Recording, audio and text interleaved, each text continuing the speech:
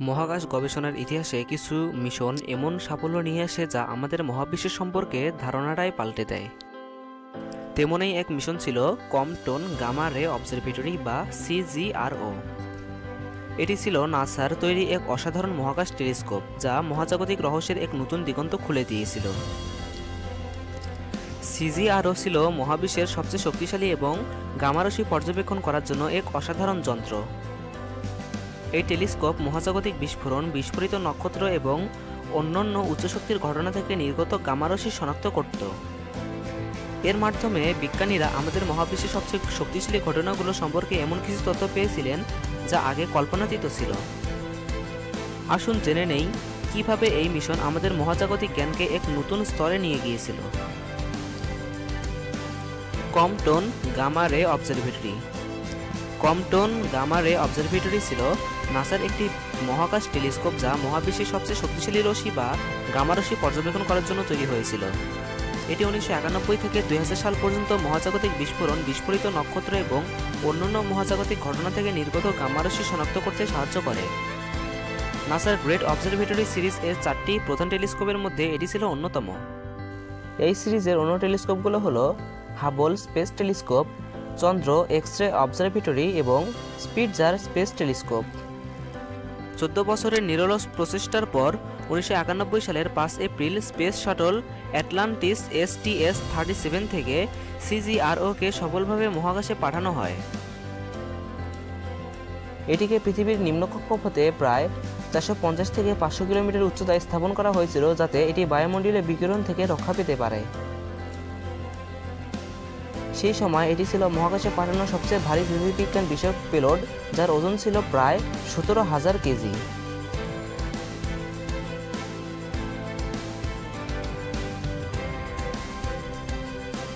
Birds and transient source experiment, সংক্ষেপে ব্যাটসি। ব্যাটসি এর প্রধান কাজ ছিল মহাবিশ্বের বিভিন্ন স্থানে ঘটে যাওয়া আকস্মিক গামারশ্মি বিস্ফোরণ শনাক্ত করা। এতে 8টি ডিটেক্টর মডিউল ছিল যা মহাকাশযানের প্রতিটি কোণে বসানো ছিল, ফলে এটি 360 ডিগ্রি কোণে মহাকাশ পর্যবেক্ষণ করতে পারত।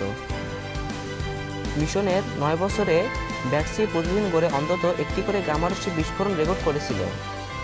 কিছু শক্তিশালী বিস্ফোরক কয়েক সেকেন্ড থেকে 100 সেকেন্ড পর্যন্ত স্থায়ী হতো।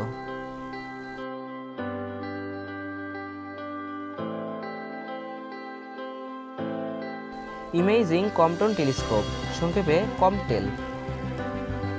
কম্পটেল শনাক্ত করতে পারত 0.75 থেকে 30 মেগা ইলেকট্রন ভোল্ট শক্তি পরিসরের গামারশ্মি। এটি মূলত একটি ইমেজিং যন্ত্র যা গামারশ্মির উৎসগুলো মানচিত্র তৈরি করত।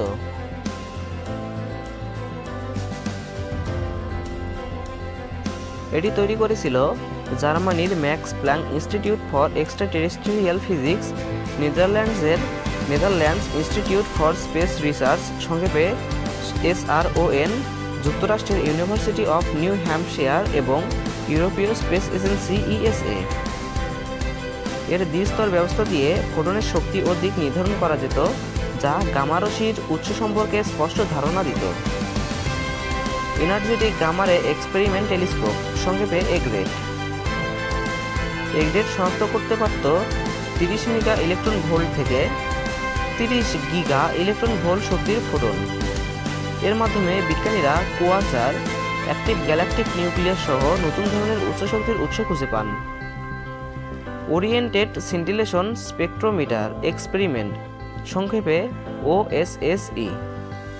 OSSE মূলত সুপারনোভা বিস্ফোরণ ও তেজস্ক্রিয় পদার্থ থেকে নির্গত গামারশ্মি পর্যবেক্ষণ করত। বিশেষ করে 511 kilo electron volt electron positron annihilation line ও নিউক্লিয় সিনথেটিস থেকে আসা রেডিও আইসোটোপ শনাক্ত করাই ছিল এর বড় সাফল্য। মিশনের চ্যালেঞ্জ। উৎক্ষেপণের পরপরই কম্পটন গামা রে অবজারভেটরিতে কিছু যান্ত্রিক সমস্যা দেখা দেয়। 1992 সালে অনবোর্ড ডেটা রেকর্ডার নষ্ট হয়ে যায়। পরে অতিরিক্ত গ্রাউন্ড স্টেশন ব্যবহার করে এই সমস্যার সমাধান করা হয়। 1999 সালের ডিসেম্বরে CGRO এর 3টি জাইরোস্কোপের একটি নষ্ট হয়ে যায়। নাসা আশঙ্কা করেছিল আরেকটি নষ্ট হলে পুরো নিয়ন্ত্রণ হারাতে পারে, তাই জননিরাপত্তার কথা ভেবে 2000 সালের 4 জুন CGRO-কে প্রশান্ত মহাসাগরের উপরে পৃথিবীর বায়ুমণ্ডলে ফিরিয়ে আনা হয়। এটি ছিল নাসার ইতিহাসে প্রথমবার কোনো কৃত্রিম উপগ্রহকে নিয়ন্ত্রিতভাবে কক্ষপথে ফিরিয়ে আনার সফল প্রচেষ্টা। কম্পটন গামা রে অবজারভেটরি ছিল মহাকাশ গবেষণার ইতিহাসে এক যুগান্তকারী মিশন। হাবল স্পেস টেলিস্কোপের মতো এটি মহাবিশ্বের রহস্য উন্মোচনে গুরুত্বপূর্ণ ভূমিকা পালন করেছে। এর 9 বছরের সফল কার্যক্রম মহাজাগতিক বিস্ফোরণ, পালসার, কুয়াসার এবং অন্যান্য উচ্চ শক্তির ঘটনা সম্পর্কে আমাদের ধারণাকে বদলে দিয়েছে। যদিও যান্ত্রিক সমস্যার কারণে মিশন শেষ হয়েছিল, তবুও এর ডেটা পরবর্তী প্রজন্মের টেলিস্কোপ যেমন ফার্মি গামা রে স্পেস টেলিস্কোপ এর পথপ্রদর্শক হয়েছে। সংক্ষেপে, কম্পটন গামা রে অবজারভেটরি শুধু একটি টেলিস্কোপ ছিল না, বরং এটি মহাকাশ গবেষণার ইতিহাসে একটি গৌরবময় অধ্যায় যা আজও বিজ্ঞানীদের অনুপ্রেরণা যোগায়।